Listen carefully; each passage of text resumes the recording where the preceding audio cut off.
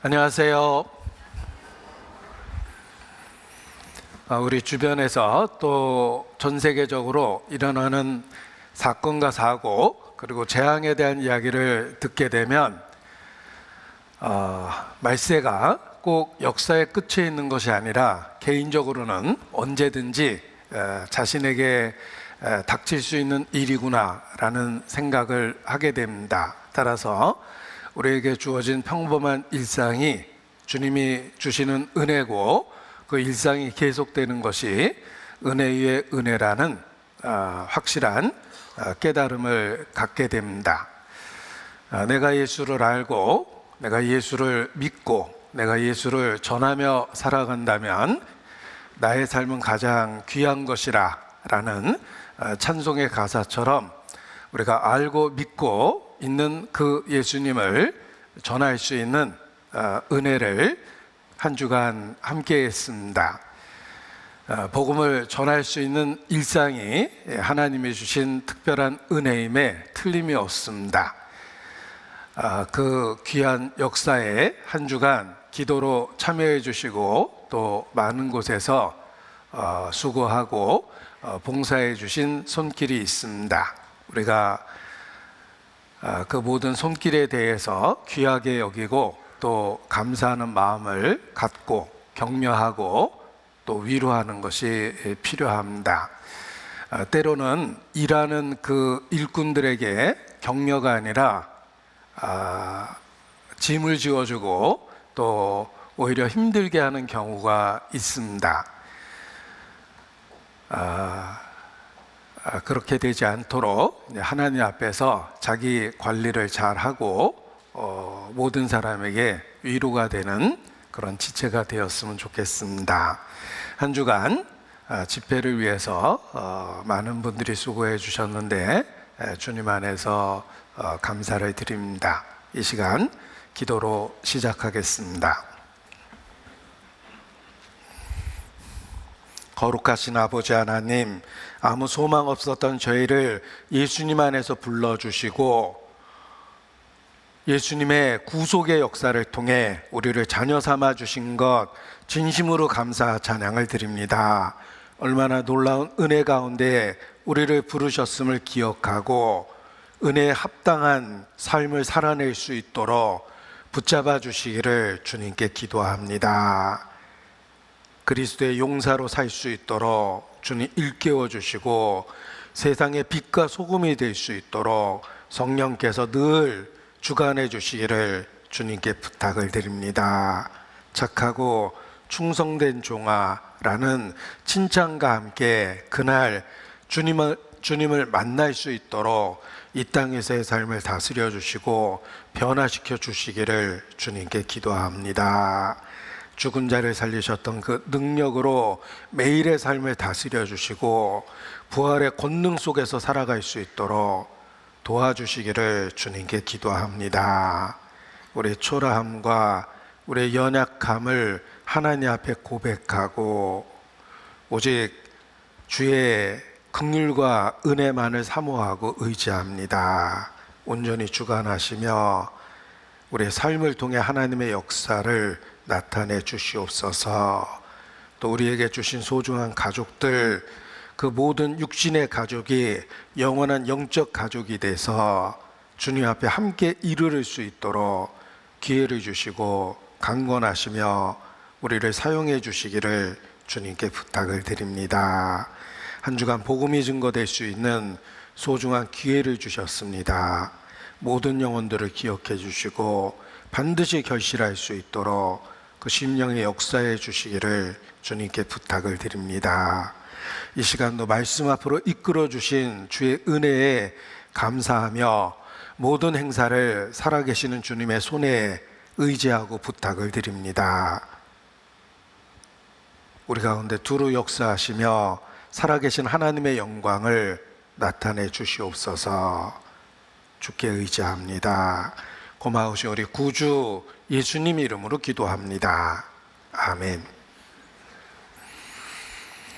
네, 성경 요한복음 5장 39절 말씀을 찾겠습니다. 요한복음 5장 39절입니다.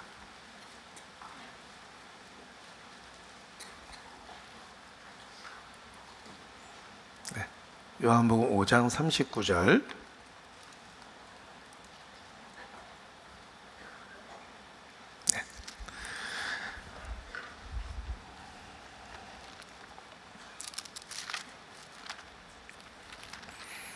요한복음 5장 39절 함께 읽겠습니다. 너희가 성경에서 영생을 얻는 줄 생각하고 성경을 상고하거니와 이 성경이 곧 내게 대하여 증가하는 것이로다. 사람에게 가치 있는 금이 세 가지다라는 표현이 있습니다. 가격이 높은 황금이 있고 또 생명 활동을 유지시켜주는 소금이 있으며, 그리고 또 하나의 금은 지금이다라는 이런 표현이 있습니다. 그 표현 자체가 재치 있기 때문에 한 번 듣고 기억하고 있습니다. 생각해 보니 지금은 황금보다 또 소금보다 더 귀한 것임에 틀림이 없습니다. 생명보다 소중한 것은 없기 때문에 그렇습니다. 보라, 지금은 은혜 받을 만한 때요. 보라, 지금은 은혜의 날이로다 라는 말씀처럼 구원의 문은 항상 지금입니다. 마귀가 우리를 교묘하게 속이는 방법 중에 하나입니다. 성경을 부정할 수 없고 살아계신 하나님을 부정할 수 없습니다. 그것은 일부의 사람들에게 먹히는 논리고, 대부분 사람들의 마음속에 하나님의 존재를 인정하는 마음이 있기 때문에 성경 진리를 통째로 부정할 수는 없습니다. 따라서 마귀는 교묘하게 타협을 합니다. 90%의 사실을 이야기해도 10%의 거짓을 섞어서 사람들을 미혹하는 것입니다. 그 방법 중에 하나는, 그래, 하나님은 살아계셔, 성경은 사실이야, 예수님이 이 땅에 오셔서 인류를 위해서, 그래, 너를 위해서 죽은 것도 맞아, 그런데 지금은 아니고 나중에 차차로 여유가 생기면 그때 믿으면 되잖아, 이런 식의 유혹을 합니다. 그래서 지금도 그러한 사단의 괴계에 빠져서 많은 사람이 지옥으로 떨어집니다. 지옥에 가는 많은 사람들은 믿으려고 했는데 미루다가 이뤄진 사람입니다. 놀라운 복음을 듣고 내가 다음에 믿을게 라고 하는 사람은 사실 정면으로 하나님을 대적하고 복음을 거절하는 것입니다. 누군가가 한밤중에 문을 두드리고 전화가 오고 바깥에 온 것 같습니다.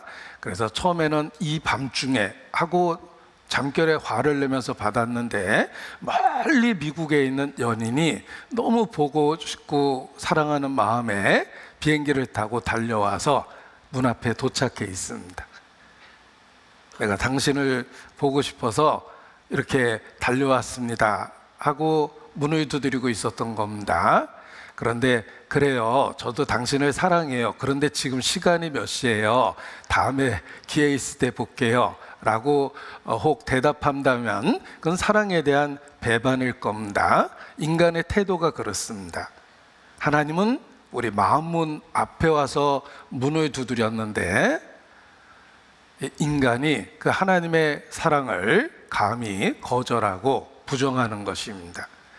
성경에 이뤄지는 사람을 진리를 거절했다라는 표현을 씁니다. 영어로 refuse라는 단어를 썼는데 저는 그 단어 보고 사실 충격을 받았습니다. 인간이 하나님의 사랑을 거절한다는 것입니다. 그래서 구원받지 못하고 멸망하는 이유는 믿으려고 했는데, 다음에 믿겠다고 했는데 라는 것입니다. 지금도 다음에, 천천히, 언젠가는 이라는 막연한 표현 속에 수많은 사람들이 마귀의 괴계에 의해서 지옥으로 뚝 떨어지고 있습니다. 보라, 지금은 은혜 받을 만한 때요. 보라, 지금은 구원의 날이로다. 구원은 지금 복음 앞에서 응답하고 반응하면서 구원의 역사가 시작되는 것입니다. 교회 생활의 최고의 특권은 그 복음을 반복해서 들을 수 있다는 것입니다. 예수께서 이 땅에 계셨기 때문에 하나님의 나라가 임했고, 예수께서 이 땅에서 역사하셨기 때문에, 공생애를 보내셨기 때문에 사람들은 하나님의 말씀을 들을 수 있었습니다. 예수님을 만날 수 있었고 변화받을 수 있는 기회가 있었습니다. 지금 우리 시대에 그 예수께서 동일하게 역사하고 계십니다.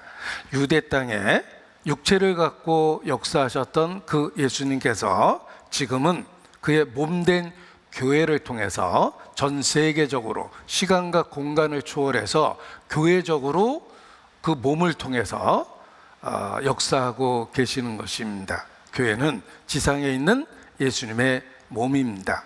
따라서 교회가 존재하는 한 하나님의 나라가 이 땅에 있고, 교회가 존재하는 한 하나님의 말씀이 전해지고 있습니다. 우리가 그 교회 지체와 일원으로서 함께하고 있다는 것은 마치 12제자가 예수님 가까이에서 동행하는 것과 같은 대단한 영광과 은혜임에 틀림이 없습니다. 우리가 교회 생활의 최고의 특권은 이 복음을 반복적으로 들을 수 있다는 것입니다. 유대인의 지혜가 어디서 왔는가? 학자들의 많은 연구 속에 공통된 견해입니다. 유대인의 지혜는 핵심적인 지혜를 반복적으로 듣는 데서 왔다라고 이야기합니다.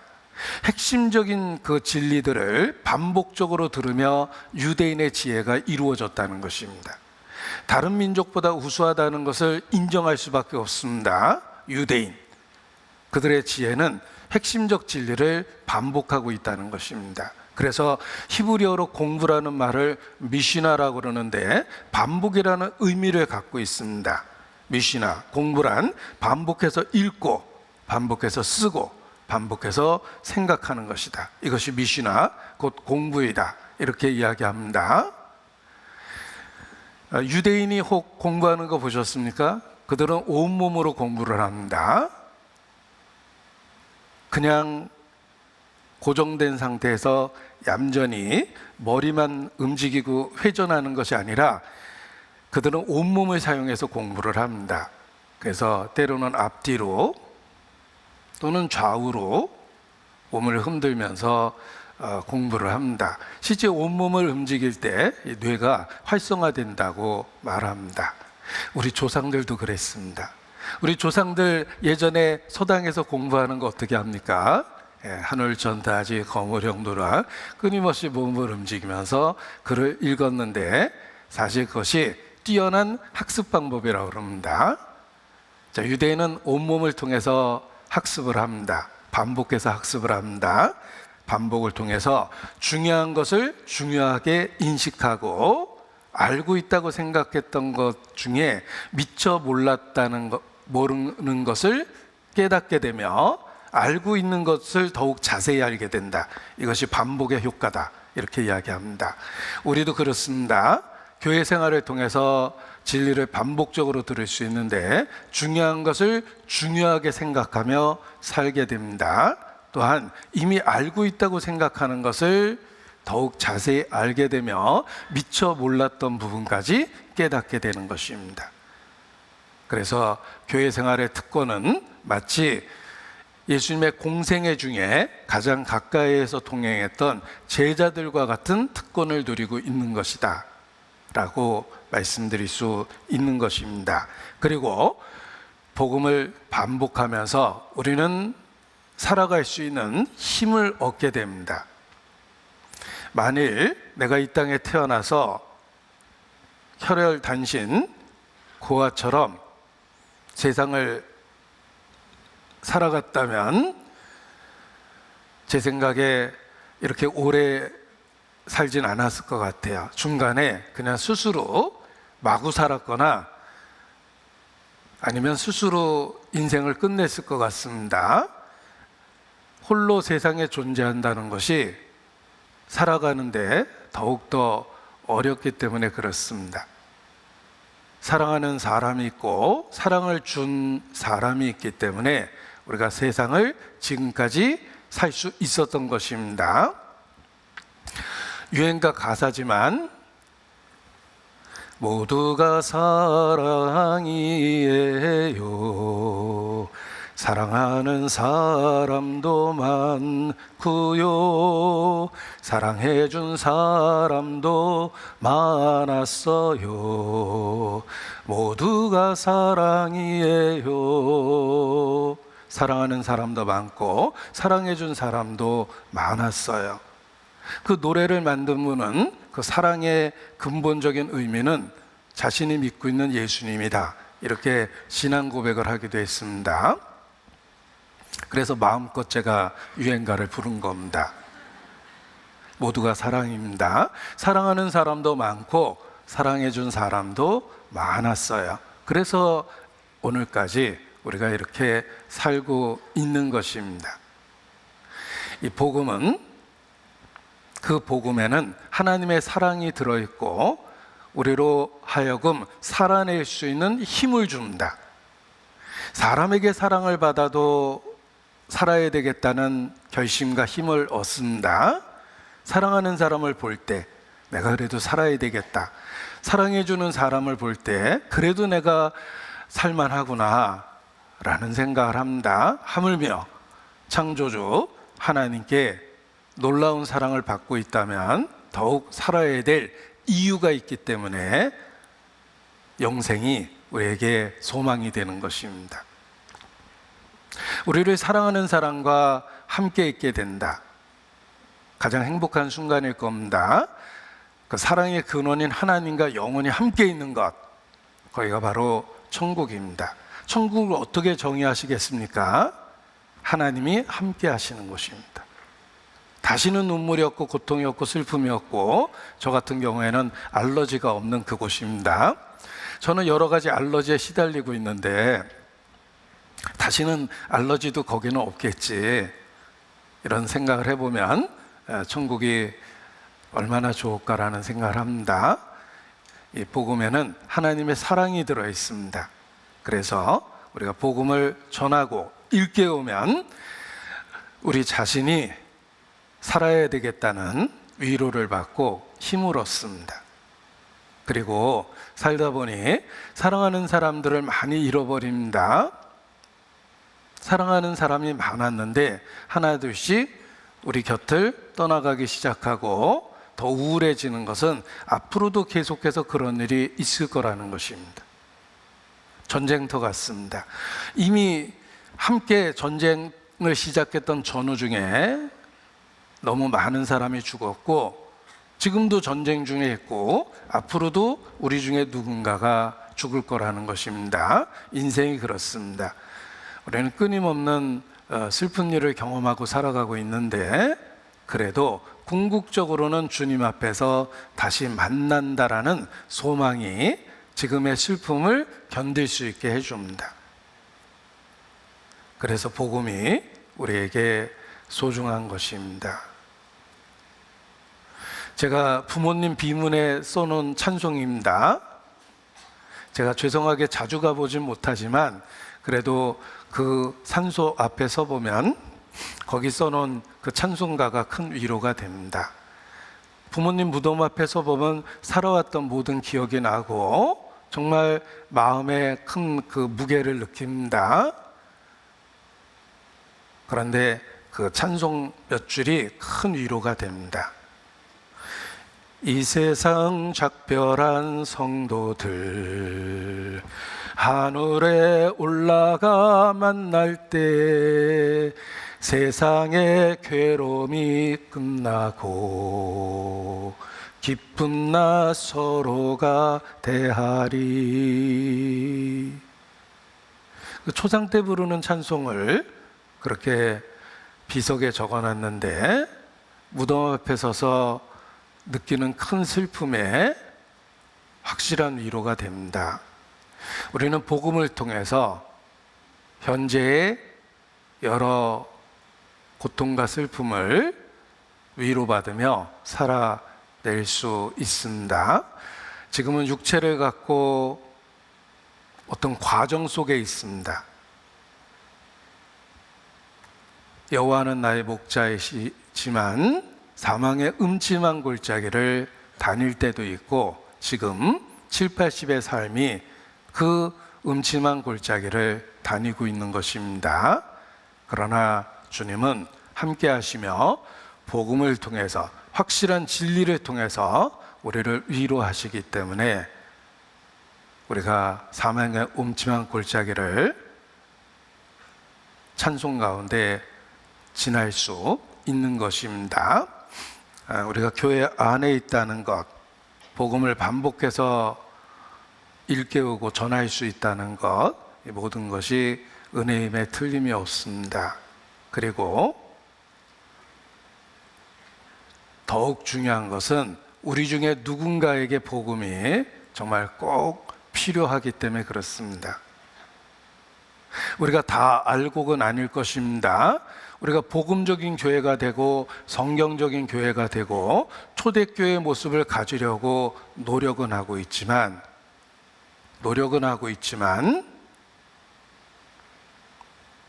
우리 안에 그래도 이뤄진 자들이 있습니다.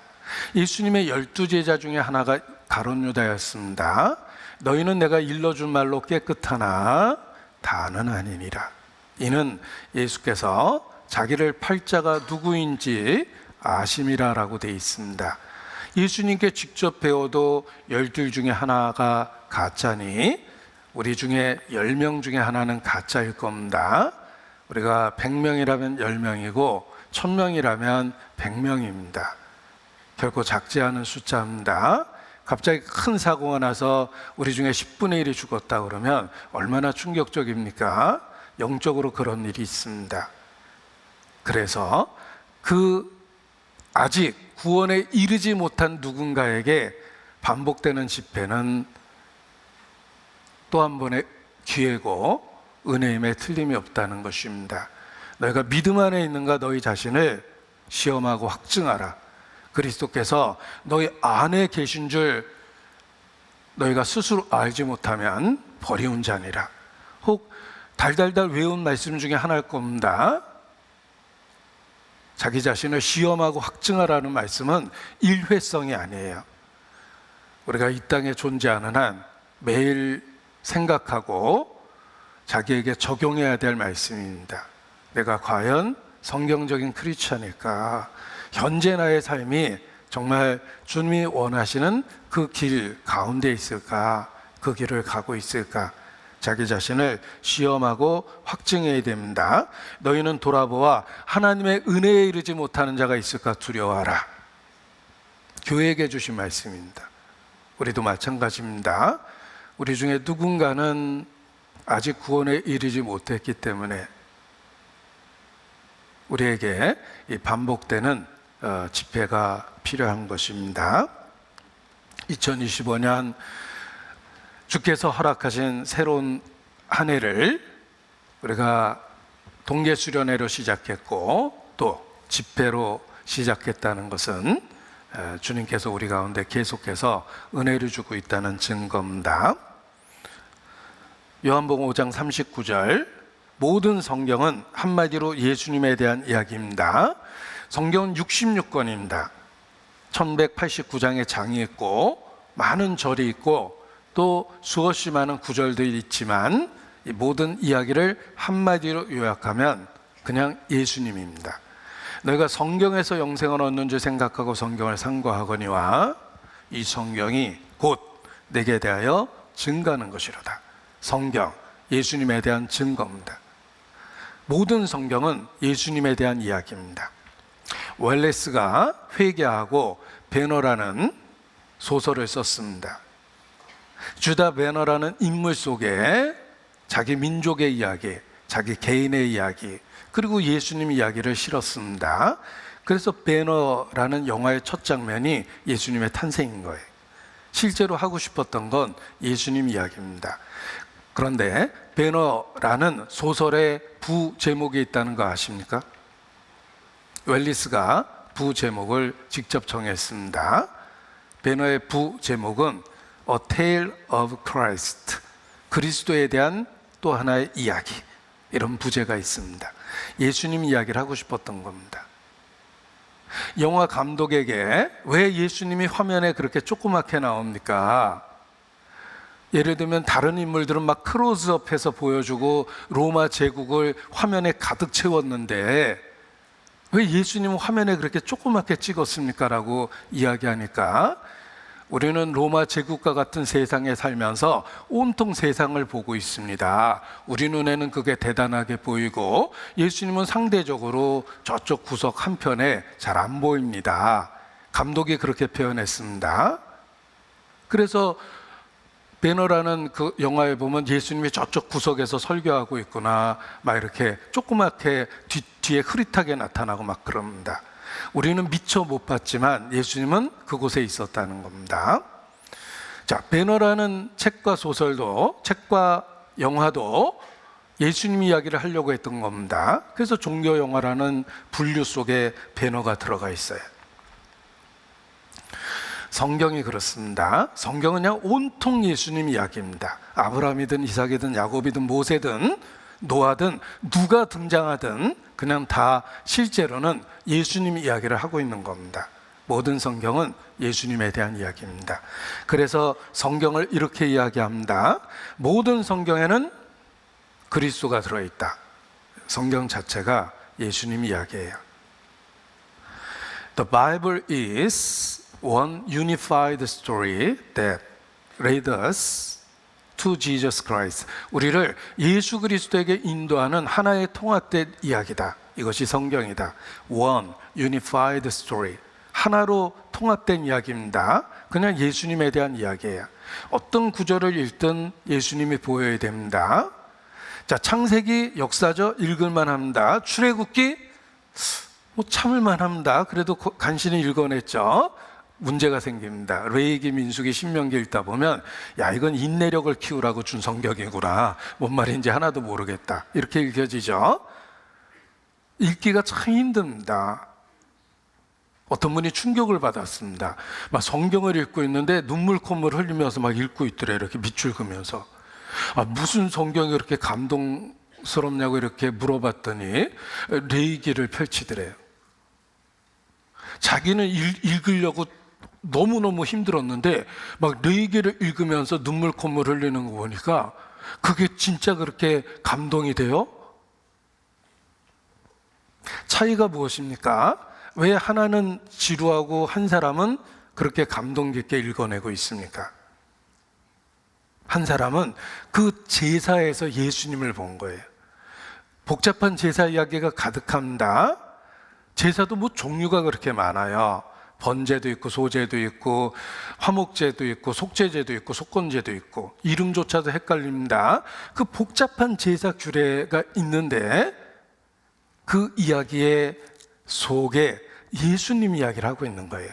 예수님의 십자가를 설명해 주려니까 하나의 제사로 설명이 안 된 거예요. 그 여러 제사 이야기를 해서 예수님의 십자가의 의미를 다양하게 설명해 준 겁니다.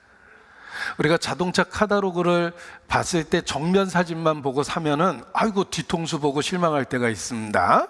그래서 카탈로그에 보면 앞모습, 뒷모습, 심지어는 윗모습까지 찍어놨습니다. 자세히 살펴보고 자동차를 사라고. 제사가 그래요. 그 복잡한 제사 이야기는 십자가를 다양하게 보여준 거예요. 하나의 제사로는 설명이 안 됐기 때문에. 모든 성경에서 예수님을 발견해낼 수 있다면 감동이 될 수밖에 없습니다. 자, 성경 해석의 비법입니다.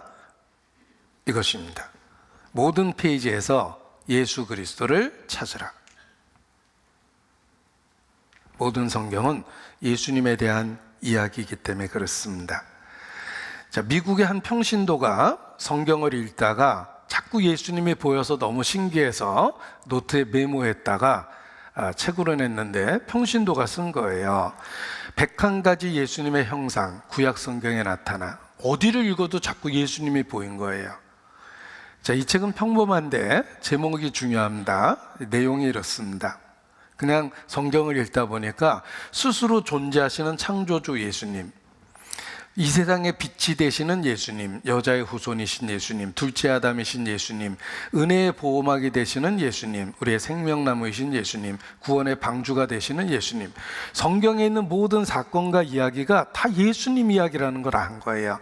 그러다 보니까 이걸 메모하다 보니까 구약을 읽으면서 101가지를 적어도 요약해낼 수 있었다는 거예요. 말라기까지 쓰면서 101가지를 읽어냈어요. 여러분도 마찬가지입니다. 예수님을 마음에 품고 성경을 읽으면 모든 페이지에서 예수님이 보입니다. 빛이 있으라. 생명의 빛 대신 예수님이 보여요. 예수님을 만나기 전에 내 인생은 캄캄했는데 내가 예수님을 믿는 그 순간에 빛이 있었어요. 비로소 하나님을 알고 세상의 의미를 알고 내가 왜 살아야 되는지를 확실히 알게 됐어요. 예수님이 나의 빛이세요. 빨가벗고 있는 아담과 하와에게 하나님께서 가죽옷을 입혀주셨어요. 더 이상 부끄럽지 않습니다. 아, 예수님으로 옷 입는 거구나. 그래서 예복의 비유가 있는 거구나. 예복은 혼인잔치를 준비한 주인이 참석한 손님들을 위해서 준비해 놓은 유니폼 같은 거예요. 우리가 뭐 예를 들면 뷔페에 뷔페인지 제가 지금 발음이 헷갈려서 자주 안 가봐서 모르겠습니다. 분식집만 다녀봐가지고.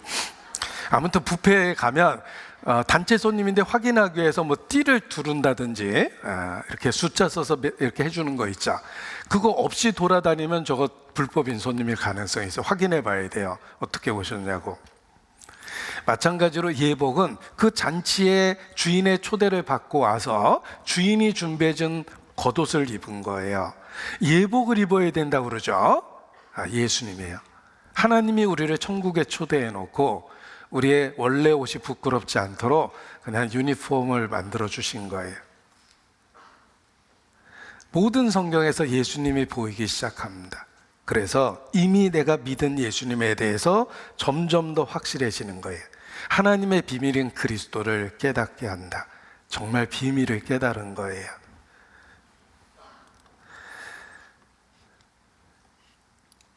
루터, 종교개혁자 루터, 1517년, 꽤 오래됐죠? 종교개혁을 했습니다. 성서의 모든 말씀은 그리스도를 설교하고 그리스도를 향해 있다. 다양한 장르의 문헌들이 모인 성경 전체는 예수 그리스도를 향한다. 이게 루터의 핵심이에요. 이러한 진리 때문에 목숨을 걸고 종교개혁까지 한 겁니다. 그의 설교는 항상 십자가에 못 박힌 그리스도였습니다. 여기 다양한 청중들이 있는데 이러한 그림은 몇 년을 그리는 거래요. 몇 개월을 그리는 게 아니라. 몇 년 동안 그릴 동안 그 재정적인 후원을 해준 분들을 여기다 그려놨어요. 고맙죠? 요건 화가예요. 자기를 정면에 그리고 요거는 실제 루터가 설교했던 사람들 중에 대표성을 갖는 사람들을 여기다 이렇게 그려놓은 거랍니다. 십자가에 못 박힌 그리스도를 전했어요. 설교는 그리스도 중심적, 십자가 중심적이어야 한다. 언제나. 모든 설교는 예수님을 향하고 있어야 됩니다. 내가 길이요 진리요 생명이니 나로 말미암지 않고는 아버지께로 올 자가 없느니라. 이거 잘 읽어야 됩니다. 나도 길이요 진리요 생명이니 나로 말미암아도 아버지께로 올 자가 있느니라. 가 아닙니다. 내가 길이요 진리요 생명이니 나로 말미암지 않고는 아버지께로 올 자가 없다예요. 예수 그리스도 외에 구원의 길, 방법은 없습니다. 어떤 이상한 큰 영향력 있는 교단이 가는 길은 달라도 라는 표어를 오랫동안 사용했어요. 막 그 자동차 같은 데 붙이고 다녔죠. 가는 길은 달라도 가는 길이 다르면 도착하는 곳이 달라요. 내가 길이요. 그 길이 유일한 길이라는 뜻이에요. 만일 예수님 외에 다른 구원의 방법이 있었다면 절대 예수님이 십자가에 안 죽습니다. 아버지요, 할 수만 있으면 이 잔을 내게서 지나가게 해주십시오라고 눈물로 3번이나 기도했는데 기도한 그날 죽으셨어요. 왜 응답 안 하셨습니까? 다른 길이 없었어요. 다른 방법이 없었어요. 예수님이 십자가에 죽지 않으면 인간이 구원 얻을 방법이 없었어요. 왜냐하면 하나님은 절대 공의를 굽히지 않습니다. 공의를 행하고 구원을 행하는 하나님이시기 때문에 인간을 구원하시고자 하는 열망이 있지만 절대 법은 포기하지 않으세요.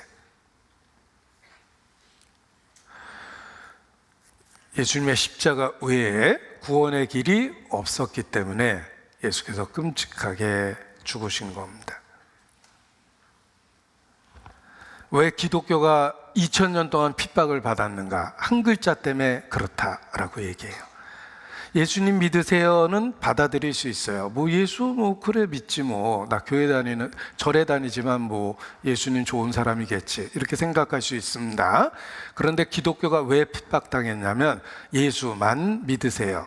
절에 가봤자 헛일이에요. 이렇게 얘기하니까 핍박을 받은 겁니다. 일본의 전도 역사에 나와요. 일본 사람은 어차피 수없이 많은 종교를 믿습니다. 많은 신들을 용납해요. 예수 믿으세요? 쉽게 믿습니다. 어차피 수백 개의 신을 믿으니까 예수도 효과가 있나? 그것도 하나 믿자. 많은 신들 중에 하나로 받아들일 수는 있는데 기독교를 왜 안 받아들이냐면 예수만 믿으세요. 이러니까 배척해버린 거예요. 일본은 우리나라보다 기독교 역사가 더 오래됐음에도 불구하고 기독교인이 1% 미만이라는 저주받은 나라예요. 영적으로. 기독교가 그렇게 순교 가운데 전파돼서 1% 안 되는 경우는 드뭅니다.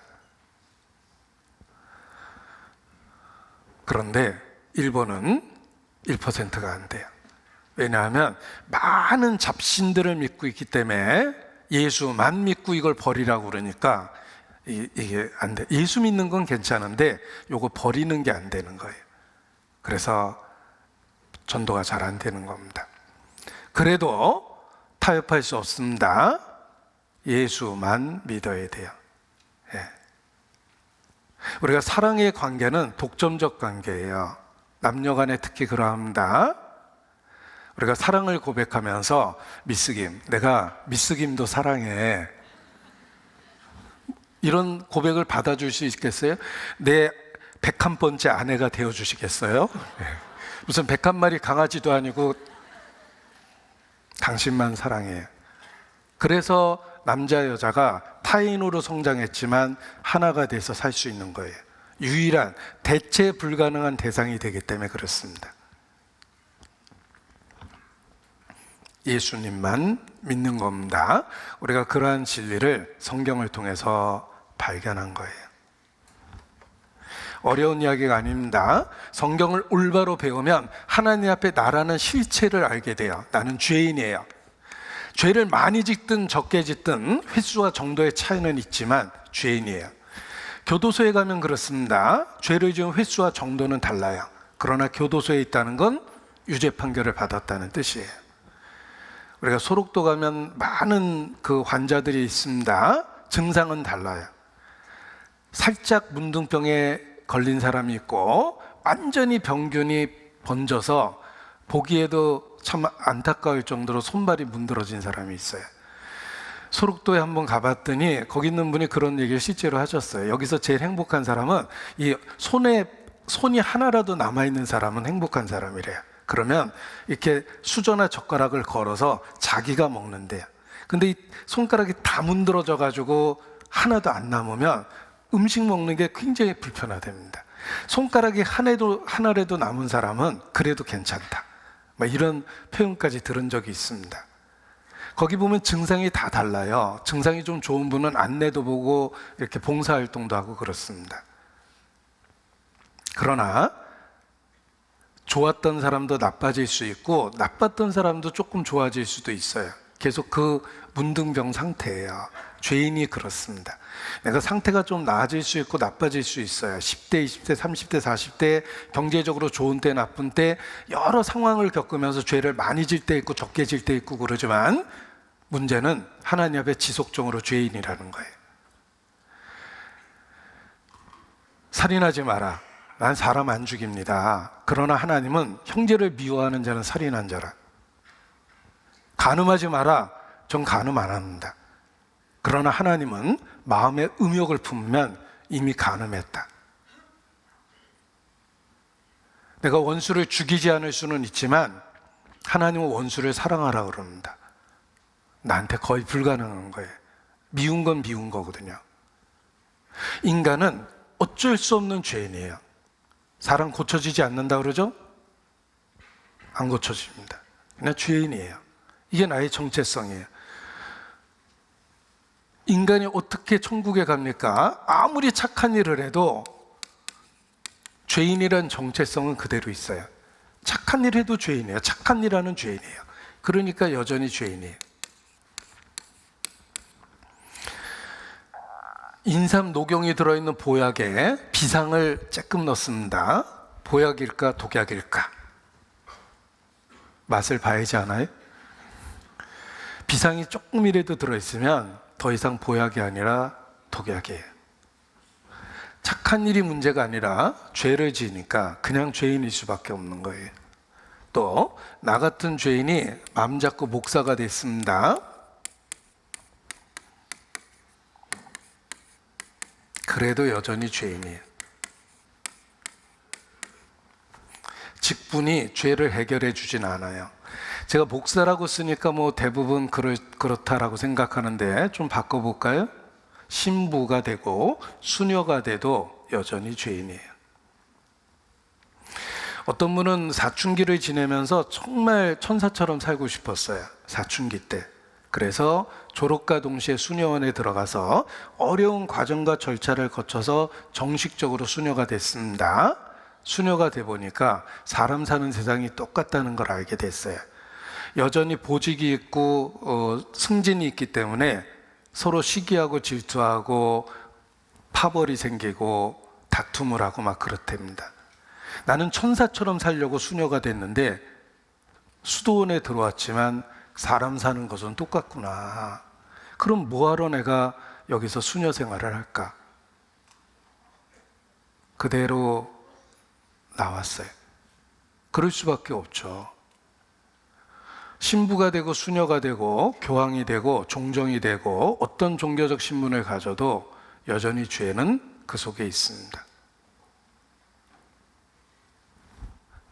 종교적 직분이 죄를 해결해 주는 거 아닙니다. 천국 본고사 문제입니다.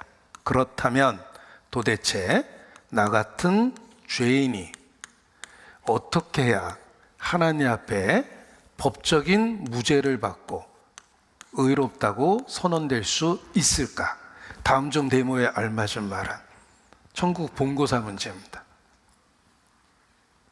도대체 나 같은 죄인이 하나님 앞에 어떻게 해야 의롭다함을 받습니까? 성경은 증거합니다. 하나님은 말씀하십니다. 주 예수를 믿으라. 천하 인간에게 구원 얻을 만한 다른 이름을 우리에게 주신 일이 없음이니라. 정답은 예수 그리스도예요.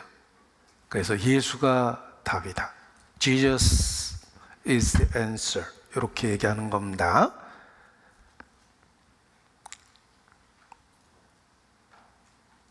성경은 예수가 답이다 라고 이야기합니다. 그래서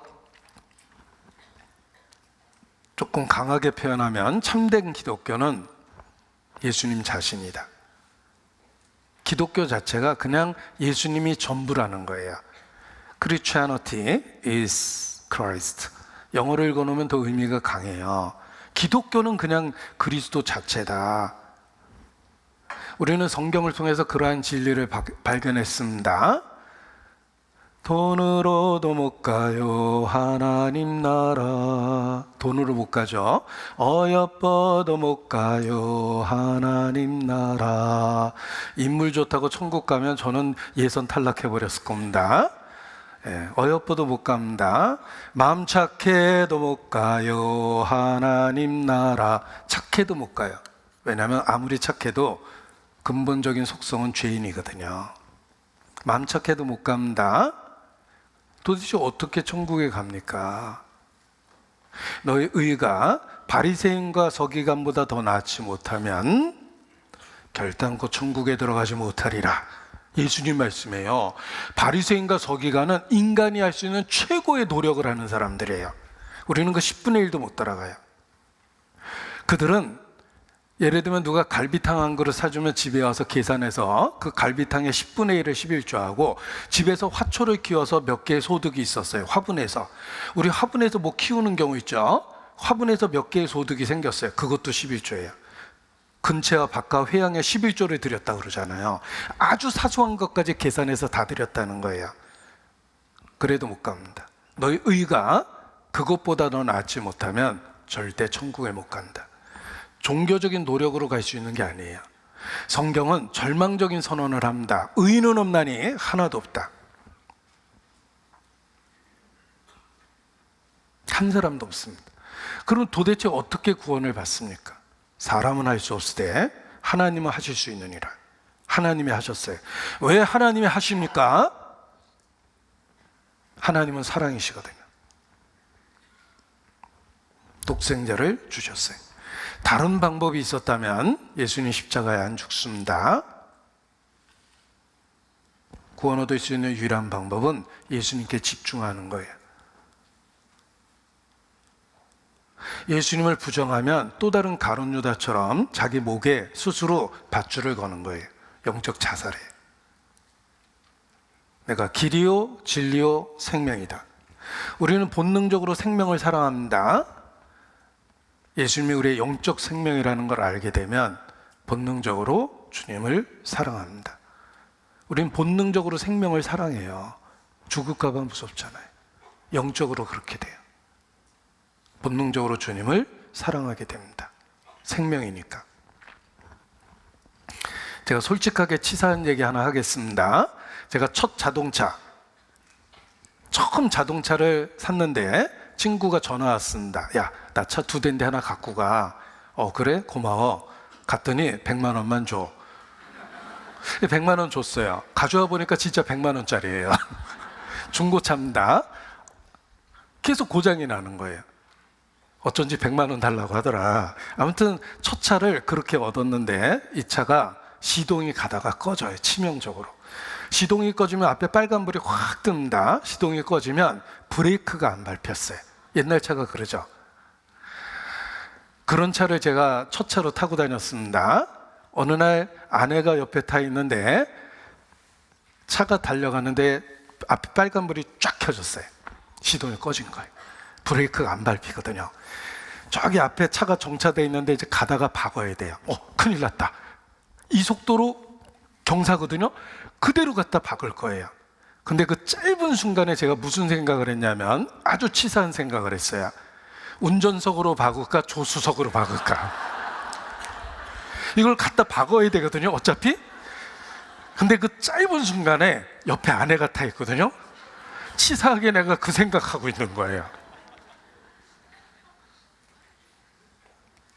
그런데 다행히 차가 경사져서 시동이 꺼진 상태에서 내려가고 있었기 때문에 브레이크에서 발을 띄는 순간에 이게 크러치가 연결돼 있잖아요. 크러치가 연결돼 있어가지고 시동이 부릉하고 걸렸어요. 바퀴가 굴러가면 옛날 차는 시동이 다시 걸렸거든요. 다행히 제가 속으로 어떤 결정했는지는 절대 얘기 안 합니다. 저도 살아야 되기 때문에. 어떤 결정했는지 제가 얘기 안 하겠습니다.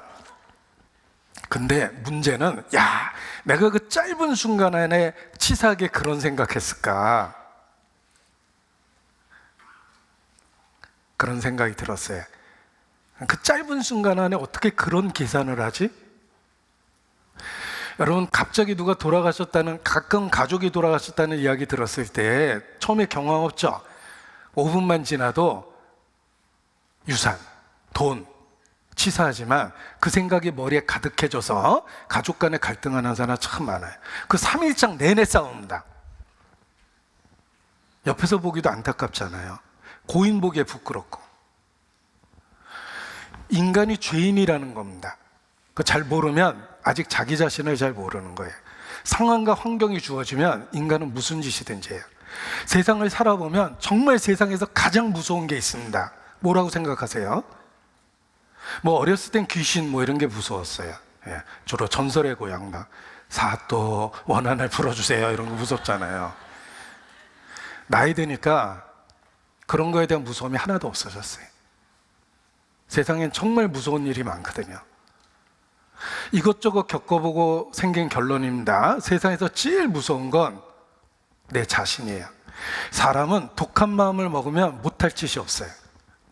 몸에 휘발유 붓고 불 질러요. 사람은 어떤 생각을 하느냐에 따라서 무슨 짓이 있는지 해요. 이 세상에서 제일 무서운 건 사람이에요. 그것도 다른 사람은 잘 모르죠. 안 겪어봐서. 자기는 자기가 알잖아요. 자기가 제일 무서운 거예요, 사실.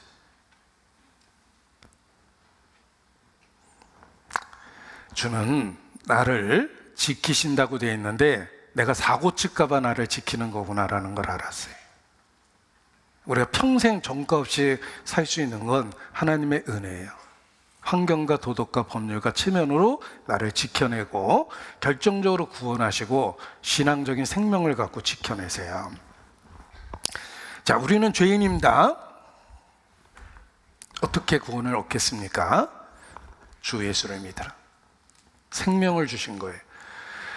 본능적으로 육체의 생명을 사모하듯이 사랑하듯이 영적으로 주님은 생명됐기 때문에 주님을 결코 부정할 수가 없게 됐어요.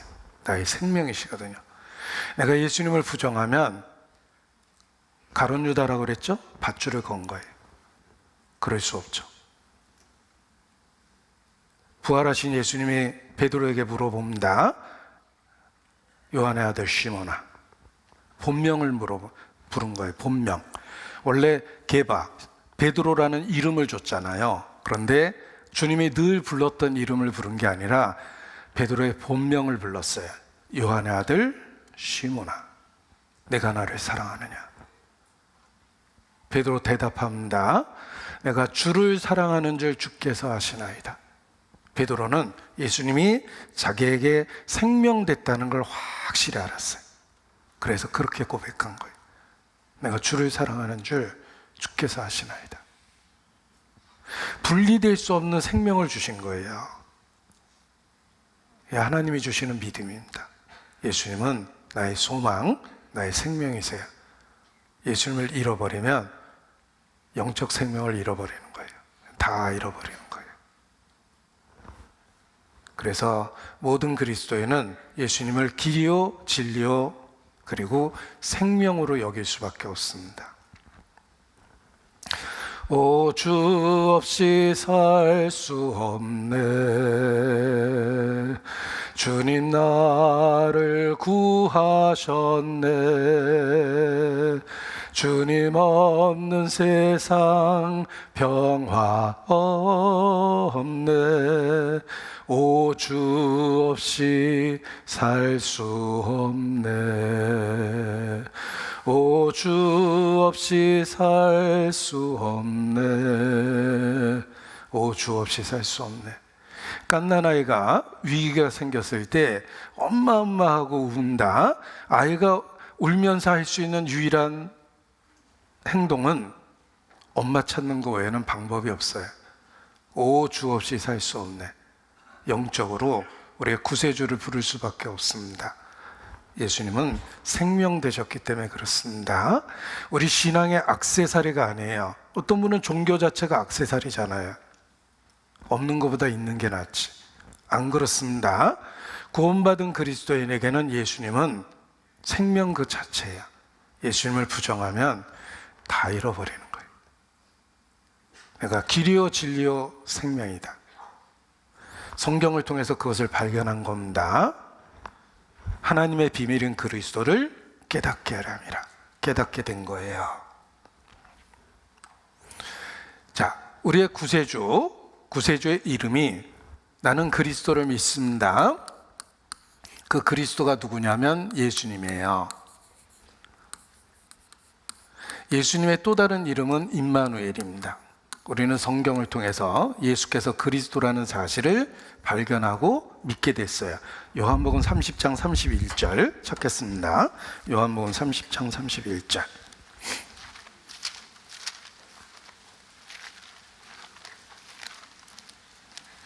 30장 31절이라고 그랬죠, 제가. 20장 31절입니다.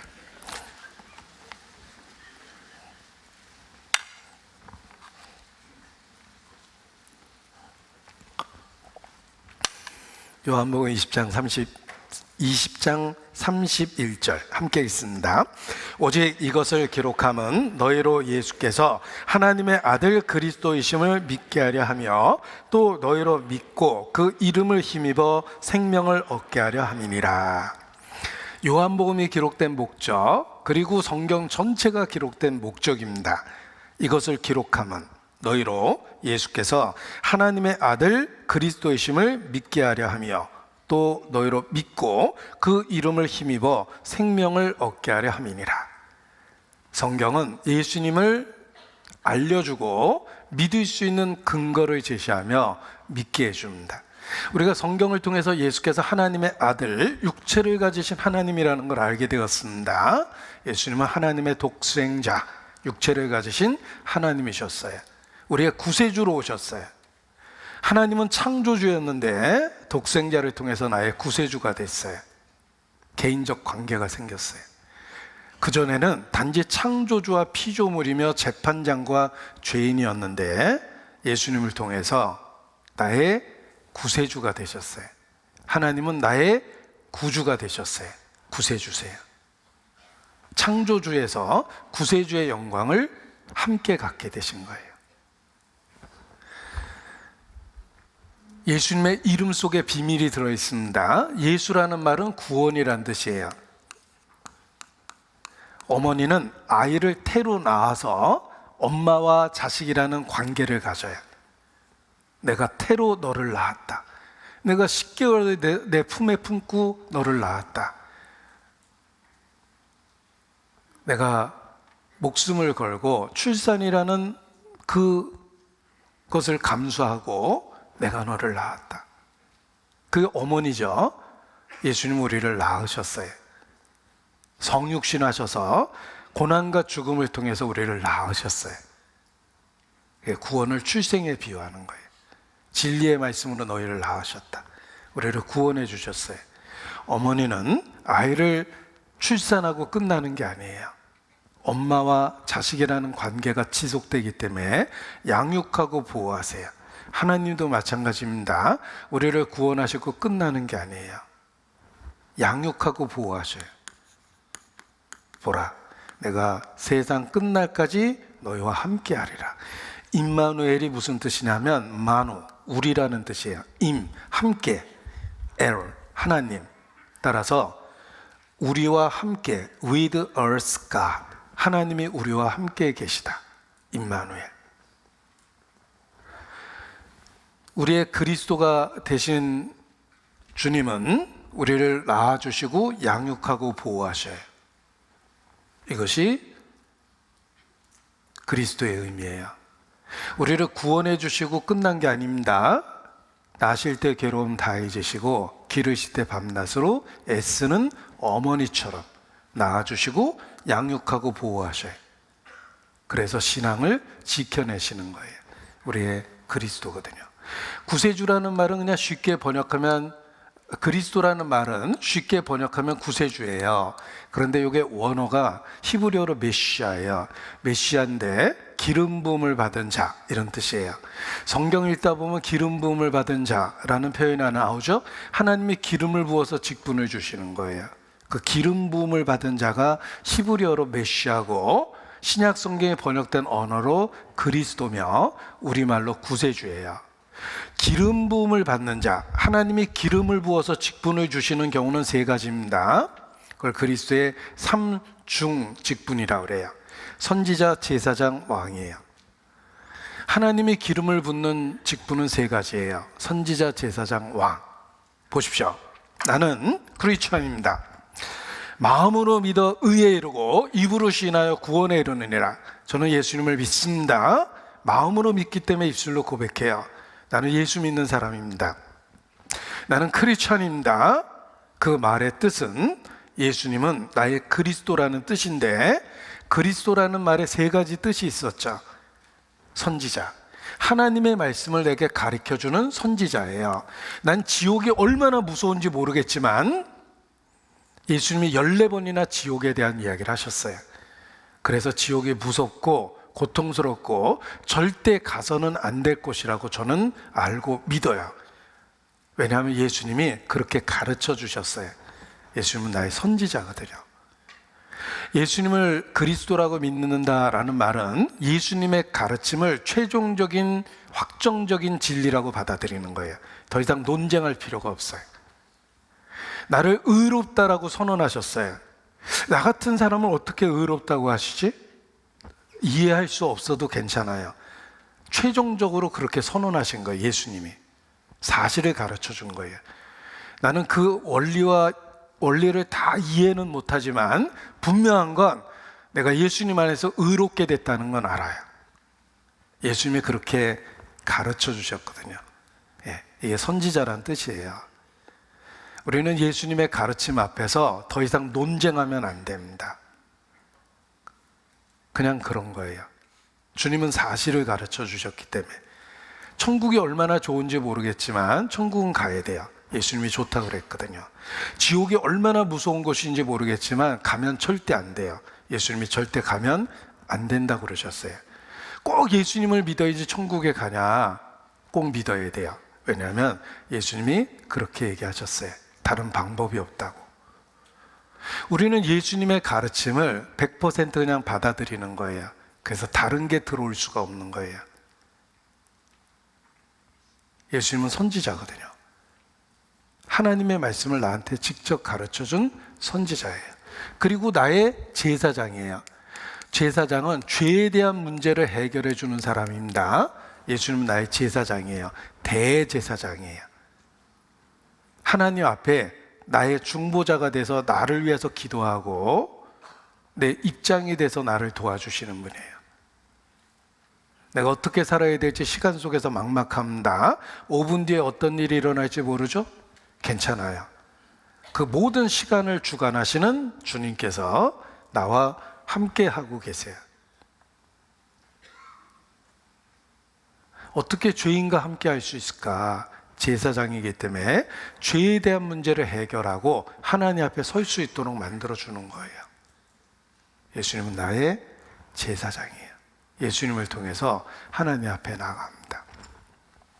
제사장에게는 제물이 있어야 됩니다. 제사장인 예수님이 자기 자신이 친히 제물이 됐어요. 어린 양이 됐어요. 피를 흘리셨어요. 그래서 나를 언제든지 도와줄 수 있어요. 히브리서 4장 보세요. 히브리서 4장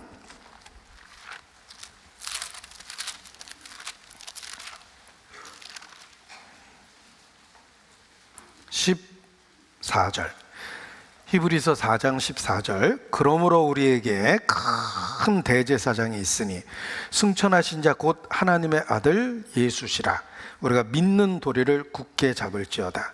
우리에게 있는 대제사장은 우리의 연약함을 채울하지 아니한 자가 아니요 모든 일에 우리와 한결같이 시험을 받은 자로되 죄는 없으시니라. 16절 함께 읽습니다. 그러므로 우리가 긍휼하심을 받고 때를 따라 돕는 은혜를 얻기 위하여 은혜의 보좌 앞에 담대히 나아갈 것이니라. 우리의 대제사장이 계십니다. 그를 힘입어 항상 도움을 구하며 하나님의 은혜 앞에 나타날 수 있는 거예요. 주님 도와주세요. 언제든지 간구할 수 있는 자격을 갖고 있어요. 에스더는 왕 앞에 서기 위해서 목숨을 걸었어요. 그가 호를 내밀지 않으면 죽는 거예요. 다행히 왕이, 그 변덕스러운 왕이 에스더를 보고 사랑스러워 호를 내밀죠. 죽으면 죽으리이다. 에스더가 왕에게 그렇게 나갔습니다. 우리는 두려워하지 않아도 돼요. 예수님 안에서 하나님의 임재 앞에 설 수 있는 자유 이용권을 얻었어요. 영원히. 그래서 언제든지 하나님 앞에 나가 도움을 구할 수 있는 거예요.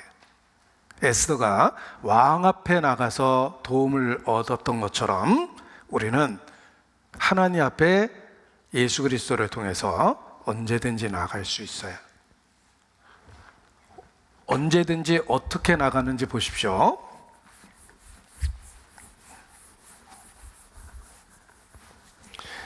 성막을 그리려고 그럽니다.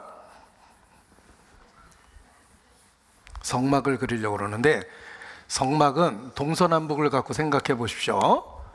항상 여기가 북쪽이라고 그랬죠. 지도는 이쪽이 동쪽이에요. 동쪽에 문이 있어요. 동쪽에 문이 있고 성막이 있고, 여기 번제단이 있고, 여기 물두멍이 있고, 여기 성소가 있는데 방이 두 칸이죠. 앞에 있는 게 성소, 뒤에 있는 게 지성소고, 여기 5개의 기둥이 있고 여기 4개의 기둥이 있어요. 예수님이 돌아가실 때 휘장이 찢어졌다는 건 여기가 찢어진 거예요. 그래서 하나님 앞에 나갈 수 있는 길이 열렸는데, 나라는 존재가 예수 믿기 전에는 여기 있었던 거예요. 예수 믿으니까 이 안에 들어왔습니다. 하나님이 계시는 그 테두리 안에 들어온 거예요. 자, 여기는 자연의 빛이 있고, 이 안에 들어가면 캄캄하죠. 촛불이 있어요. 내가 이 안에도 들어갈 수 있게 해주셨고, 예수님이 십자가에 죽으심으로 휘장을 찢어버렸죠. 길을 냈어요. 이 안에 들어갈 수도 있어요. 여러분, 이 안에 들어간다는 말이 이게 무슨 뜻이냐면, 하나님이 계시는 곳이에요. 지성소. 여기에 들어갈 수 있다는 뜻이에요. 외인이었던 우리가 예수님 믿고 번제단을 지나 성소로, 성소를 지나 지성소로 이렇게 나갈 수 있는 거예요. 하나님과의 만남, 사귐, 교제가 가능해진 거예요. 그래서 때를 따라 돕는 은혜를 얻을 수가 있어요. 그냥 하나님을 만나는 게 아니라, 하나님을 만난다는 말은 우리의 삶에 필요한 모든 것에 대한 도움을 얻는다는 뜻이에요. 에스더가 왜 목숨을 걸고 왕 앞에 나갑니까? 자기 민족이 죽게 생겼거든요. 왕에게 호소하기 위해서. 우리는 언제든지 하나님 앞에 나가서 내 삶의 고통과 슬픔을 왕에게 호소할 수 있어요. 예수님 때문에 제사장이 되셨거든요. 자, 여기서 여기로 갑니다. 어떻게 가는지 보세요. 보혈을 지나 하나님 품으로, 보혈을 지나 아버지 품으로, 보혈을 지나 하나님 품으로 한 걸음씩 나아가네. 존귀한 주 보혈이 내 영을 새롭게 하네. 보혈을 지나 하나님 품으로, 보혈을 지나 아버지 품으로 한 걸음씩 나아가네. 점점 더 가까이. 제사장이시거든요. 그래서 예수님을 통해서 하나님 앞에 나가는 겁니다. 그리고 그리스도라는 또 다른 말은 왕이라고 그랬죠. 예수님은 만왕의 왕, 내 인생에 대한 왕이세요. 그래서 나에 대한 소유권을 갖고 계세요. 자, 왕, 하나님은 왕이십니다. 왕은 reign. 요 reign이라는 말이 다스린다는 말이에요. 여호와께서 통치하신다는 말이 있죠. 하나님은 통치하세요. 내 인생을 통치하세요. 내 시작과 끝을 다스리시고 내 삶의 마지막을 알고 계시며 내 인생의 최고의 베스트 웨이로 인도하세요. 난 이게 제일 좋은 길인지 잘 모르겠지만 하나님은 아셔요. 내 인생의 왕이시거든요. 나의 갈 길을 가르치고 주목하고 훈계하고 나를 이끌어 주세요. 주저하고 망설이는 나를 붙잡고 그리로 이끄셔요. 왜냐하면 예수님은 내 인생의 왕이 되셨어요. 여러분, 그리스도인이라는 말은 예수님을 선지자, 제사장, 왕으로 섬긴다는 뜻이에요. 그래서 주님께 가르침을 받고 주님께 깨끗함을 입고 하나님 앞에 서며 하나님의 통치, 인도하심을 받게 되는 것이 우리의 신앙생활입니다. 우리가 그런 특권 가운데 있는 거예요. 그리고 성경을 공부할 때 꼭 알아야 되는 표현이 있는데 구원과 구속의 차이점을 알아야 됩니다. 구원받는다. 구속받는다라는 표현을 쓰는데 구원과 구속의 차이점을 아셔야 돼요. 이것도 시험 봐서 천국에 들어가면 반드시 본고사에 나올 문제입니다. 구원과 구속의 차이점을 논하시오. 자, 구원이라는 말은 한자로 구할 구자에 바꿀 속자를 써요. 이게 바꿀 속이라고 그래서 살속, 대가를 지불하고 사다 이런 뜻이에요. 구속받는다 그러죠. 구원이라는 말은 구할 구자에 당길 원자를 써요. 손을 내밀어서 적극적으로 이렇게 건져줘서 꺼내주다 이런 뜻이에요. 구원과 구속이 뭐가 다를까? 손을 내밀어서 적극적으로 건져주다. 구원, 위기로부터 성공적으로 벗어나다 이런 뜻이에요. 우리는 죄 때문에 심판받게 되어 있는데 죄에 대한 문제를 해결해 주셨죠? 안전하게 옮기셨어요. 구원은 곧 죄사함이에요. 구속은 뭘까? 구원하신 방법이에요. 하나님이 어떻게 우리를 구원하셨냐면 구속하셨어요. 대가를 지불하고 구했다는 거예요. 이런 어려운 말을 쓴 이유가 있습니다. 우리가 저절로 구원받은 게 아니라는 거예요. 엄청난 대가 속에서 구원을 받은 거예요. 그 대가를 하나님이 지불하셨어요. 그래서 이렇게 어려운 말을 쓴 거예요. 내가 너를 구속했다. 대가를 주고 너희를 샀다 이런 뜻입니다. 우리 인질 잡혀 있었던 사람이 여행 갔다 외국에서 인질 잡히는 경우가 있죠.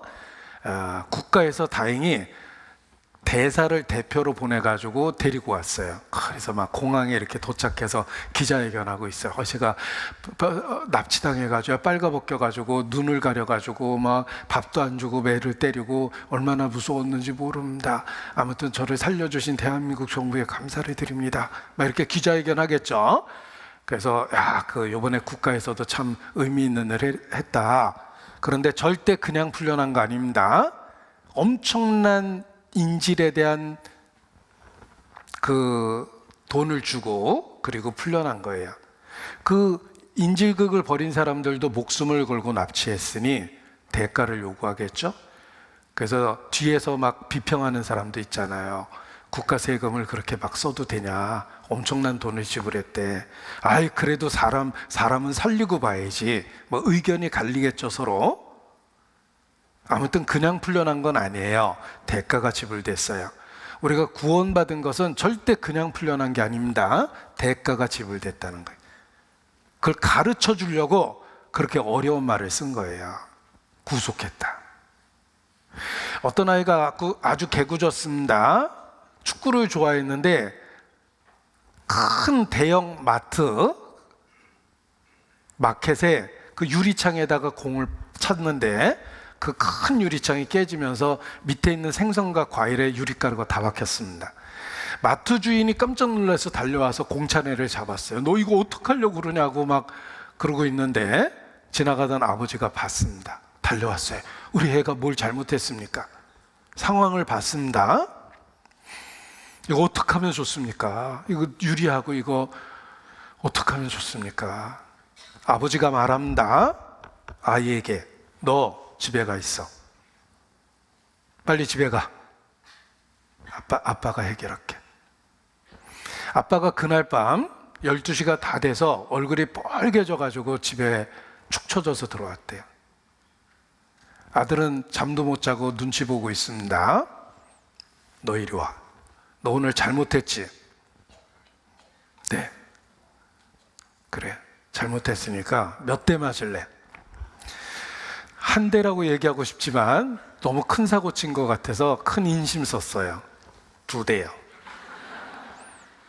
그래, 너 오늘 많이 잘못한 거야. 2대 맞아야 돼. 아이를 2대 때렸어요. 아이가 울고불고 합니다. 들어가, 씻고 자. 아이가 그날 밤 너무 분해서 일기 썼어요. 오늘 아빠한테 2대나 맞았다. 이렇게 썼어요. 자기가 무슨 짓 했는지는 안 쓰고 2대 맞았다고만 썼습니다. 그리고 세월이 흐른 이후에 나중에 알게 됐어요. 아버지가 그날 유리 다 치워주고 생선과 과일의 가격을 매기고 다 변상해주고 유리가게 사장님 데려다가 새로 유리까지 다 끼워주고 밤 12시에 들어왔는데 그날 아버지가 2달치 월급을 썼어요. 그리고 아이에게는 그냥 2대 때렸어요. 재발 방지를 위해서, 교육과 훈련을 위해서 그냥 2대 때리고 끝낸 거예요. 자, 아이의 기억에는 2대 맞았다. 아빠의 기억에는 2달치 월급을 다 잃어버렸다. 하나님 앞에 가면 그렇습니다. 내가 겪었던 어려움이나 고통과 슬픔은 2대 맞은 거하고 똑같아요. 하나님 쪽에서 엄청난 대가를 지불하셨다는 거예요. 내가 너를 구속했다. 하나님이 하신 일 때문에 우리가 천국에 갈 수 있는 거예요. 우리의 기억은 너무 유치하고 자기중심적이에요. 내가 교회 다니라고 고생했다. 웬 봉사가 그렇게 많고 모임이 그렇게 많은지 힘들었다. 우리 기억은 주로 그런 거죠. 그렇지 않습니다. 우리의 신앙을 지켜내기 위해서 주님께서 엄청난 대가를 지불하셨다는 걸 기억하셔야 됩니다. 내가 너를 구속하였음이라. 그래서 이렇게 어려운 말을 쓴 거예요. 사도행전 20장 28절입니다. 사도행전 20장 28절. 사도행전 20장 28절.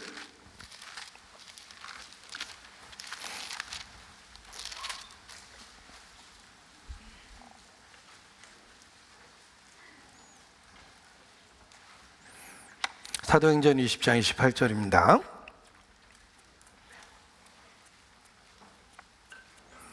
같이 읽습니다. 너희는 자기를 위하여 또는 온 양떼를 위하여 삼가라. 성령이 저들 가운데 너희로 감독자를 삼고 하나님이 자기 피로 사신 교회를 치게 하셨느니라. 하나님이 교회를 자기 피로 사셨대요. 놀라운 이야기입니다. 하나님이 교회를 자기 피로 사셨어요. 지불한 대가가 객관적으로 가치를 보여주는 거예요. 예를 들면 이 컵을 사기 위해서 10,000원을 지불했으면 10,000원짜리입니다. 컴퓨터 사기 위해서 200만 원을 지불했으면 200만 원짜리예요. 이 시계를 사기 위해서 3만 원을 지불했다면 3만 원짜리입니다. 이 지불했다는 말이 가치를 보여주는 거예요. 하나님이 우리를 구원하기 위해서 지불한 대가가 만일 양을 죽여서 우리를 구원했다면 구원은 받을 겁니다. 그러나 우리의 가치가 양값이 되는 거예요. 만약에 하나님이 우리를 구원하기 위해서 개를 지불했다면 우리가 개값이 되겠죠. 네. 그런데 하나님이 자기 피로 인간을 구원하셨어요. 아들만큼, 자식만큼, 자기 자신만큼 우리를 사랑하신다는 증거예요. 지불한 대가가 우리에 대한 마음과 사랑을 보여주는 거예요. 우리를 구원하기 위해서 지불한 대가를 기억하십시오. 하나님 앞에 우리의 가치를 보여주는 거예요. 이사야서 43장 25절입니다.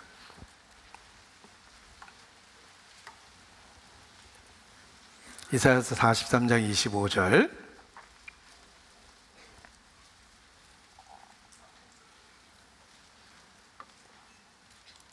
같이 읽죠.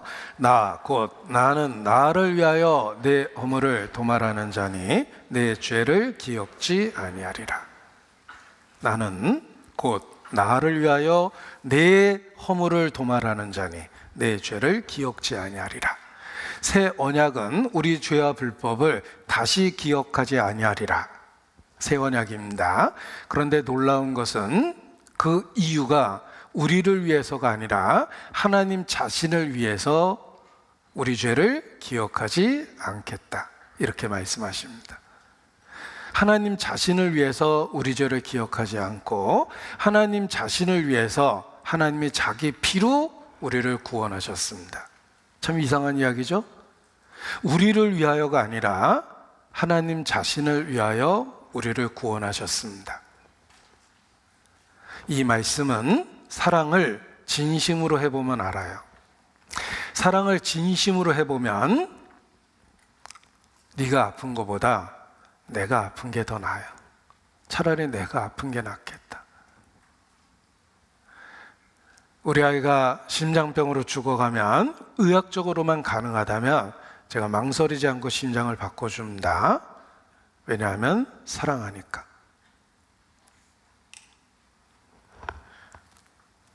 그게 나 자신을 위해서도 그렇게 하고 싶어요. 왜냐하면 나에게 너무 소중하니까. 하나님이 그렇게 말씀하신 겁니다.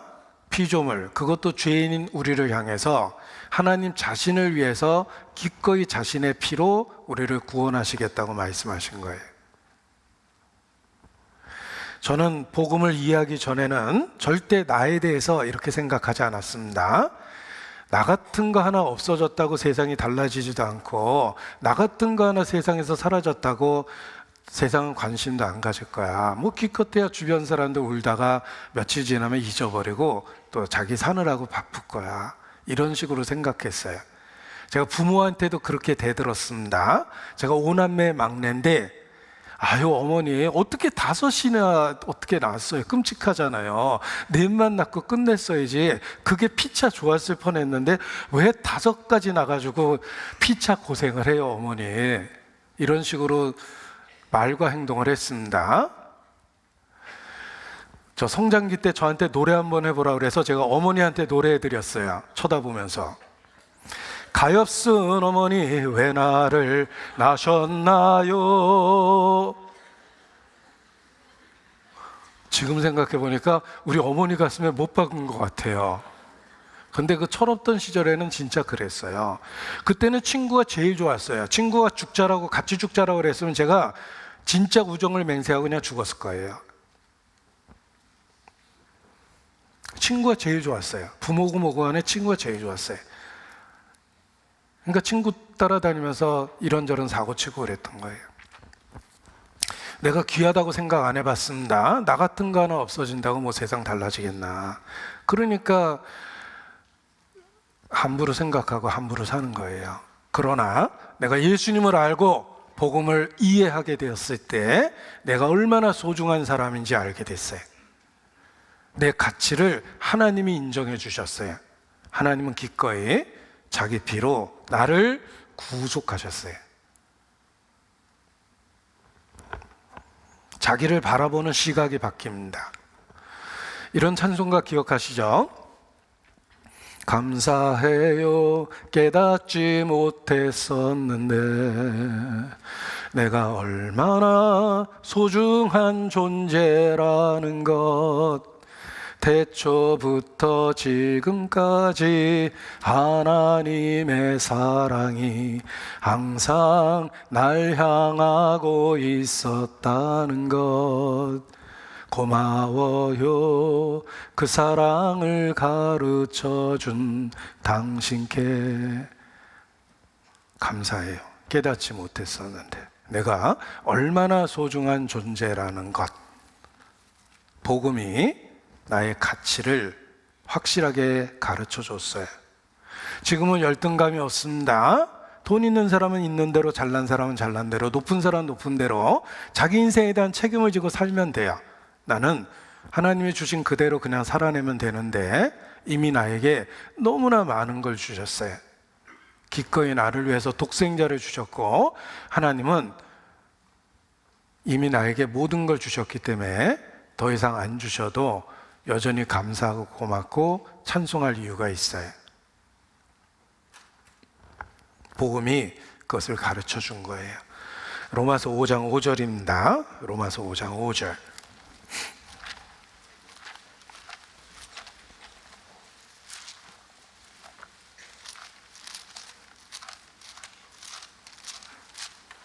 로마서 5장 5절.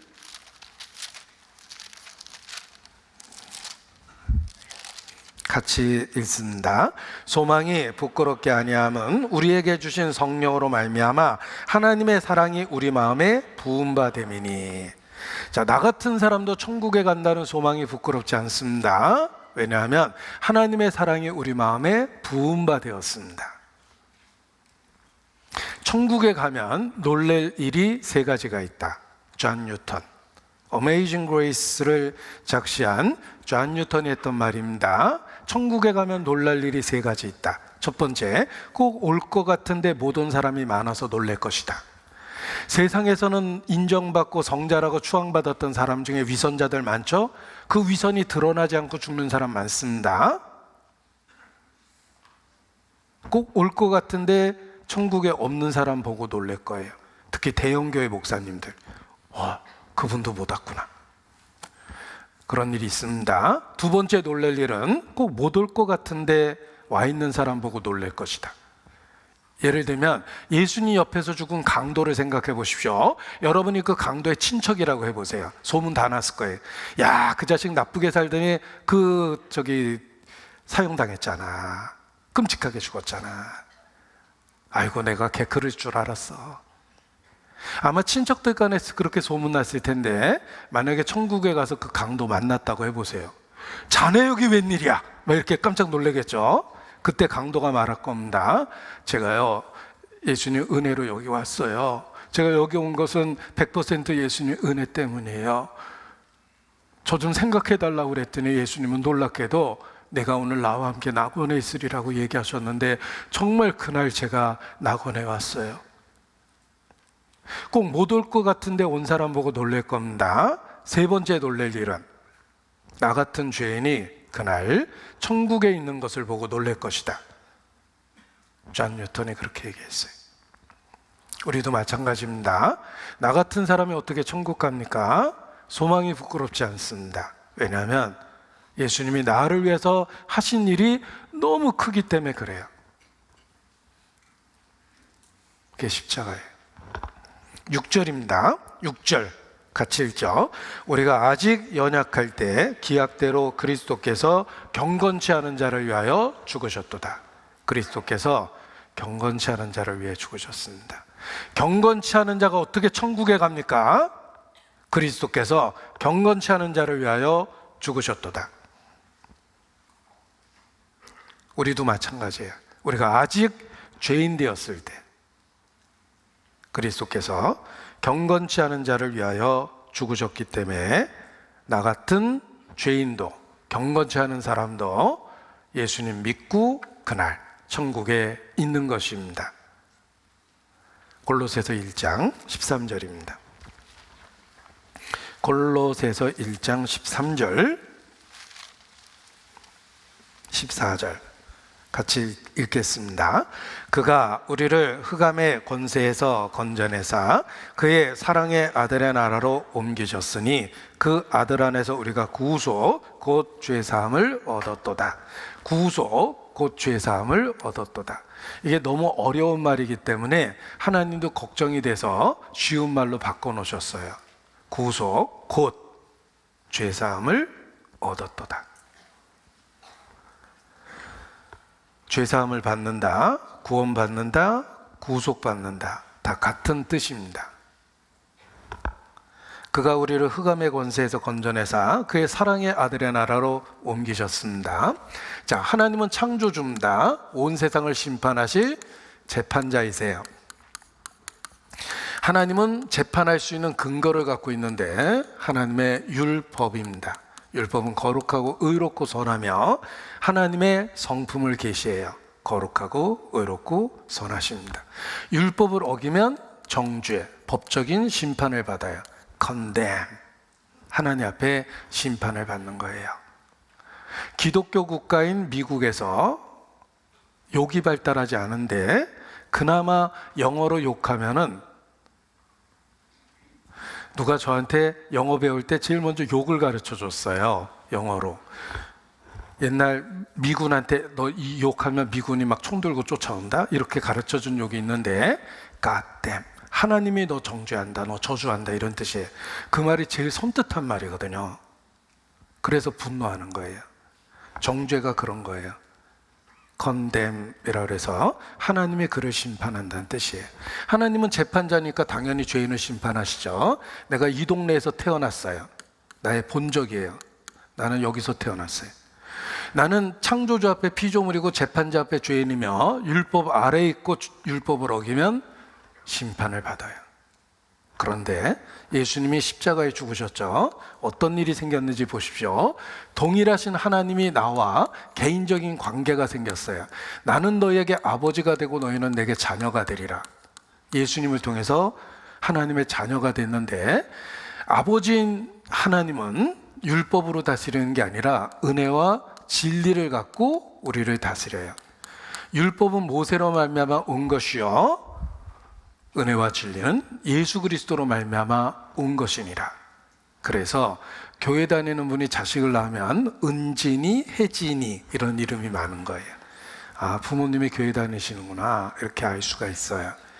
하나님은 아버지고 은혜와 진리로 다스리기 때문에 죄를 지면 정죄하는 게 아니라 책망하세요. 그리고 징계하세요. 아버지니까 교정을 위해서 벌을 주는 거예요. 형법이 아니고. 이것이 아버지가 다스리는 세상이에요. 보시오. 내가 원래 이쪽 동네 사람이었는데 예수님을 믿으면 어떤 일이 생기냐면, 그가 우리를 흑암의 권세에서 건져내사 그의 사랑의 아들의 나라로 옮기셔요. 이쪽 동네로 옮겨온 거예요. 우리가 그 안에서 구속, 그 죄사함을 얻었도다. 이 동네가 죄사함 받은 동네예요. 옛날 6.25가 끝나고 인민군 포로가 잔뜩 잡혔습니다. 중공군도 있었죠. 그 다 어떡하죠? 포로가 잔뜩 있는데 거제 섬에다 가둬놨지만 너무 많았잖아요. 전쟁 끝나고 결정을 했어요. 그들의 자유로운 선택에 의해서 대한민국에 남겠다고 하면 인민군이지만 대한민국 국민으로 받아주겠다. 북한으로 돌아가겠다고 하면 기꺼이 돌려보내겠다. 그래서 한 사람 한 사람 불러서 유엔에서 파송된 사람들이 심사를 했어요. 대한민국에 남겠습니까? 북한으로 돌아가겠습니까? 난 북한으로 가겠어. 김일성 장군 만세! 네 마음대로 가봐라. 다 보내줬습니다. 저는 비록 인민군복을 입고 대한민국과 싸웠지만 바다만 준다면 한국에 남겠습니다. 방공포로들이 있었죠. 자신의 선택에 의해서 대한민국 국민이 된 사람이 있고 북한으로 돌아간 사람이 있어요. 인생은 선택입니다. 어느 곳에서 살겠습니까? 어느 곳에서 자기 운명을 결정짓겠습니까? 예수님을 믿으면 뭐가 달라지냐면, 그가 우리를 흑암의 권세에서 건져내사 그의 사랑의 나라로 옮기시고 우리를 과거 불문하고 하나님의 자녀가 되게 해서 하나님이 있는 곳에 가게 하십니다. 구원을 받으면 저쪽 동네에서 이쪽 동네로 옮겼고, 예수님 안에서 우리는 죄사함을 받았어요. 예수 안에 있는 나에겐 결코 정죄함 없네. 생명의 성령의 법이 해방하였네. 로마서 8장 1절입니다. 예수 안에 있는 나에게 결코 정죄함이 없다. 동네를 바꿨어요. 예수께서 말씀하십니다. 내가 진실로 진실로 너희에게 이르노니 누구든지 내 말을 듣고 나 보내신 이를 믿는 자는 영생을 얻었고 심판에 이르지 아니하나니 사망에서 생명으로 옮겼느니라. 구원을 받으면 동네가 바뀌는 거예요. 비록 하나님과 원수였었지만 예수님 안에서 하나님의 자녀가 돼서 새롭게 시작할 수 있도록 해준 거예요. 어느 곳에 있겠습니까? 보라, 내가 너에게 생명과 사망을 내 앞에 두었노니 너의 택할 길을 택하라. 생명과 사망, 천국과 지옥, 빛과 어둠, 우리에게 운명을 주셨어요. 주 예수를 믿으라. 나는 예수님을 믿을 수밖에 없고, 믿는다라는 말은 이쪽 동네에 있게 됐다. 이제 혹 죄를 지어도 절대 지옥에는 안 갑니다. 정죄하지 않으세요. 예수님의 끔찍한 십자가는 법적 집행이거든요. 이제는 아버지와 아들로 책망하고 징계하십니다. 이것이 달라지는 거예요. 이게 엄청난 변화입니다. 내가 구원받기 전에는 하나님은 내가 무슨 짓을 해도 침묵했어요. 왜? 한 번 죽는 것은 사람에게 정하신 것이요 그 후에 심판이 있기 때문에 내가 무슨 짓을 해도 회개하라고 경고하고 심판에 대해서 경고하시지 그냥 두세요. 그냥 두어라. 그냥 두십니다. 내가 범죄하고 범죄해도 말리지 않아요. 그 후에 심판이 있어요. 단 지나치게 악인되면 기한 전에 죽는다 그러셨어요. 절대 하나님이 참지 못할 선을 넘어가면 기한 전에 죽는다 그러셨습니다. 심판은 죽음 이후에 있기 때문에 하나님은 내 삶에 대해서 침묵하십니다. 집 나간 아들, 아버지와 상관없이 지 마음대로 살 수 있는 것과 똑같습니다. 그러나 예수님을 믿고 하나님의 자녀가 되면 사망에서 생명으로 옮기죠. 결정적으로 달라지는 게 있어요. 뭐가 달라지냐면 보라 내가 너희와 함께 있으리라 해요. 예수 그리스도는 어제나 오늘이라 영원토록 동일하십니다. 그 예수께서 세상 끝날까지 함께 하셔요. 동행하세요. 제가 만든 그냥 표예요. 동행. 동일하신 예수께서 동행하세요. 뭐가 달라집니까? 우리 인생에 간섭하세요. 잘못 행하면 책망하고 교훈하고 그래도 잘못하면 징계하고 사람 채찍과 인생 채찍으로 징계하시겠다 그러셨어요. 하나님과 원수되면 사람 간에 원수됩니다. 하나님과 원수되면 인간관계가 깨질 뿐만 아니라 우리가 있는 이 상황 속에서 여러 징벌과 어려움을 더욱 겪게 돼 있어요. 하나님이 우리 인생에 간섭하셔서 우리 인생을 바꿔놓으시는 거예요. 제가 예수 믿기 전에 욕을 아주 잘했어요. 욕이라도 해야지 마음이 시원했거든요. 욕 아주 잘했습니다. 풍부한 어휘와 정확한 발음으로 제가 욕 잘합니다. 한번 욕하면 정 똑 떨어지게 욕할 수 있어요. 예수님 믿고 욕 안 합니다. 하나님이 입에 파수꾼을 세우셨어요. 내가 불편해서 욕 안 해요. 안 합니다. 예. 하나님이 바꿔놓으신 거예요. 제가 담배가게 아들로 어려서 자랐기 때문에 담배가 무한 공급된 거 있었습니다. 담배 오랫동안 폈어요. 담배 오래 피면 빨대도 꼭 이렇게 잡아요. 제가 습관돼서 가끔 백목을 이렇게 잡고 있다가 스스로 놀랄 때가 있어요. 이렇게 습관이 돼서 그래요. 어떤 며느리가 고추씨 이렇게 털었잖아요. 아가 너 담배 피니? 아니요 이러다가 그냥 담배 피는 거 걸렸다는데 담배 오래 피면 그렇습니다. 예. 예수님 믿고 담배 안 핍니다. 처음에는 폈어요. 성경 보면서 이렇게 폈더니 맞담배질 하는 것 같아 하나님 앞에. 그래서 연기를 뿜을 수가 없었어요. 하고 이렇게 성경 봤습니다. 여기 자꾸 재가 떨어지는 거예요. 그래서 이렇게 비볐더니 성경책이 자꾸 까매져요. 결국은 담배 피는 습관이 없어졌어요. 하나님이 바꿔놓으신 거예요. 함께 계시거든요. 우리 인생에 하나님이 들어오시기 때문에 죄를 짓는 데는 불편하지만 하나님 안에서 살아가는데 도움을 주고 힘을 주십니다. 새는 날개가 있습니다. 땅에서 걸어 다니려고 그러면 참 불편하죠. 날개 때문에. 요즘 맨발 걷기가 참 유행합니다. 사람의 연수가 70이야 맨발이면 80인가? 뭐 이렇게 생각을 해봤는데 맨발 걷기가 얼마나 좋은지 저기 부안 바닷가 가니까 새들도 내려와서 다 맨발 걷기 하고 있더라고요. 근데 이 새가 날개를 갖고 맨발 걷기 하면 진짜 폼이 안 나요. 막 이렇게 걷잖아요. 이 날개는 땅에서 걸어 다니는 데는 참 불편해요.